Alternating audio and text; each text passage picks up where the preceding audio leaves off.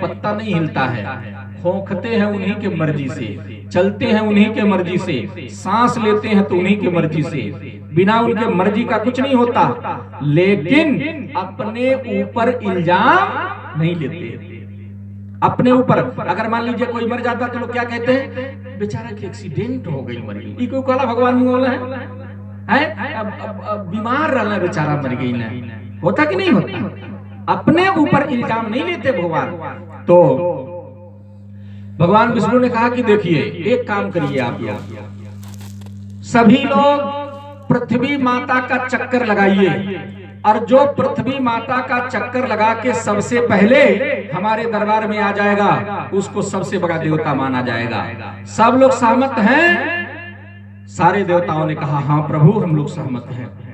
तो उसी सभा में गणेश जी बैठे हुए थे, सारे लोग अपनी अपनी सवारी लेकर के निकल गए, लेकिन गणेश जी सोचने लगे कि हम क्या करें।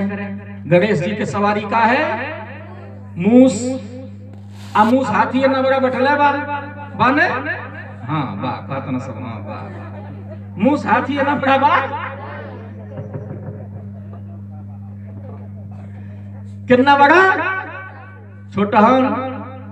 गणेश जी की सवारी छोटहन आ देही बा मोटहन। तो ही सोचे कि हम क्या करें, हम इस प्रतियोगिता में कैसे भाग लें, हम कैसे चलें। तो मन में विचार करने लगे, सोचने लगे कि भगवान विष्णु कहे थे कि पृथ्वी माता का चक्कर लगाना है, तो पृथ्वी माता है तो मेरी माँ तो घर में बैठी है? बस वहां से उठे और सीधे चले गए अपने घर जाकर के और माता पिता को आंगन में खड़ा करके और उनका पैर छू के नमस्ते किए और 5 बार चक्कर लगाए। 5 बार चक्कर लगा के फिर उनका नमस्ते किए और भगवान विष्णु के दरबार में जाके सबसे पहले बैठ गए।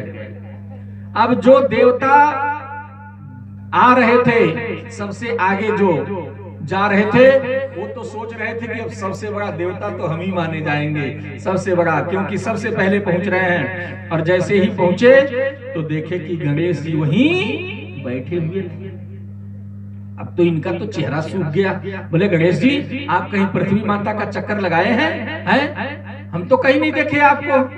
गणेश जी कुछ बोल नहीं रहे थे, वो खाली मुस्कुरा रहे थे हल्का हल्का, कितना परेशान है ये है। तब तक दूसरे आ गए, तीसरे, और सारे देवता जब पहुंच गए भगवान विष्णु आए और भगवान विष्णु आकर के पूछने लगे आप सभी लोगों में सबसे पहले कौन आए हैं?